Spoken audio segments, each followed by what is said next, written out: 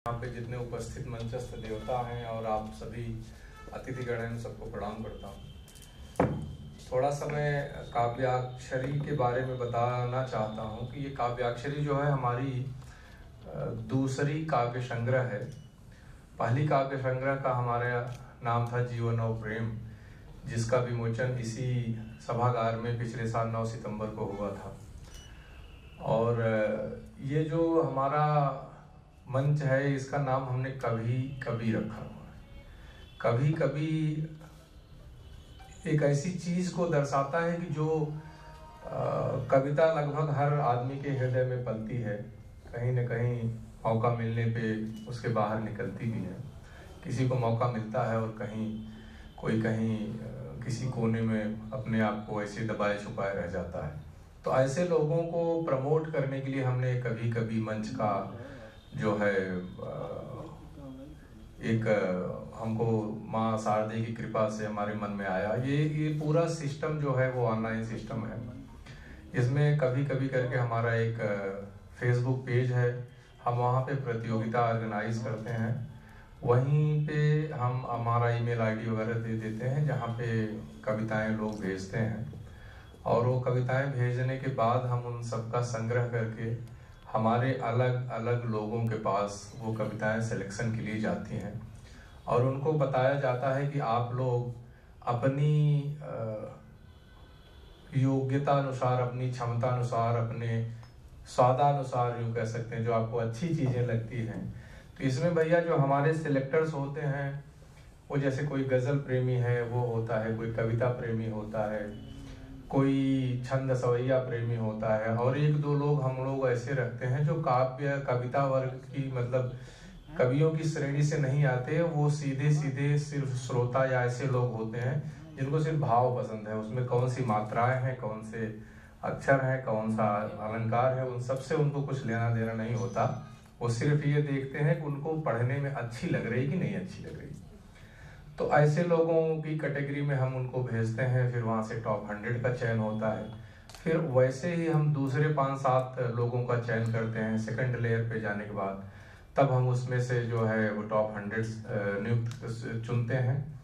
और उन टॉप 100 का सिलेक्शन के बाद जो है फिर वो तीसरे लेयर पे जाने के बाद उसमें से टॉप 10 का चयन होता है।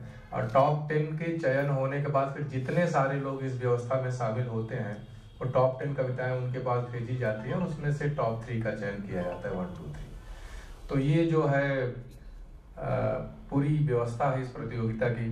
इसमें एक चीज का खास ध्यान हम रखते हैं कि जो सिलेक्टर्स हैं उनके घर परिवार इन जगहों से कोई नहीं होना चाहिए। और चूंकि हम अलग अलग लेयर पे इसको इसलिए भेजते हैं ताकि कहीं कोई पार्शियलिटी न रह जाए। एक अगर समझिए किसी ने एक आध अपने कोई जान पहचान वाले की कविता सेलेक्ट भी कर दी है और अगर वो अच्छी नहीं है तो अगले लेयर पे जाके वो छट जानी है, तो कोई पार्शियलिटी कहीं नहीं है। और किसी प्रकार का कोई रजिस्ट्रेशन शुल्क, सुविधा शुल्क या किसी अन्य तरीके की पैसे की कोई इंगेजमेंट इस पूरी व्यवस्था में नहीं है। और यह बात मुझे खुशी है कि इस बार भी हमारे टॉप 100 में जो लोग चयनित हुए हैं उनमें से कम 15-20 लोग तो ऐसे हैं जो हमारी पिछली प्रतियोगिता में चयनित हुए हैं। तो इससे ये हमको और भी एक खुशी की बात है कि लोगों को हमारे ऊपर भरोसा है और तब वो इसमें पार्टिसिपेट कर रहे हैं। और सबसे खुशी की बात यह है कि कुछ ऐसे भी लोग हैं जो पिछली बार टॉप 100 में सेलेक्ट हुए थे, जब यहाँ पे आए उन्होंने प्रोग्राम देखा तो उन्होंने ऐसे ही उस समय बोला था कि हमको तो हम उस समय समझे ही नहीं थे कि ऐसी प्रतियोगिता है, तो हमने ऐसे ही लिख दिया। कोशिश करेंगे इस बार और अच्छा लिखें। और प्रियांशु भैया, आपको बताते हुए मुझे अपार आनंद हो रहा है कि उस टॉप 100 के सिलेक्टर में पिछली बार जो लोग आए थे, इस बार उनमें से कुछ लोग ऐसे हैं कि जिनका टॉप 10 और टॉप 3 में सिलेक्शन हुआ है।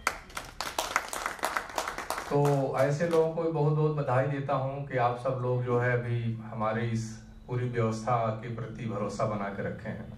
पिछली प्रतियोगिता में प्रथम स्थान पाने वाले हमारे शेषमणि शर्मा जी यहाँ पे विराजमान हैं और दूसरे लोग भी आ रहे हैं, थोड़ा सा विलम्ब हो रहा है।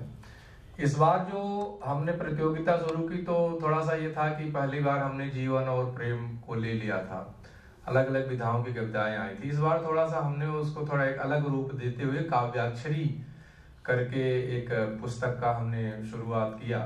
तो ये अंताक्षरी से मिलती जुलती एक कविता है। अंताक्षरी सब लोग खेलते हैं अपने समय में। उसमें हम देखते हैं कि कोई शब्द ऐसे होते हैं कि जब आप किसी वर्ण पे जाके रुकते हैं तो रुक ही जाते हैं, वहां पे आप आगे नहीं बढ़ जाते और आप हार जाते हैं प्रतियोगिता। तो हमने ये किया कि ये काव्याक्षरी में हमने प्रथम भाग में आ से लेके आह तक वर्ण से शुरू होने वाली ही कविताएं हैं।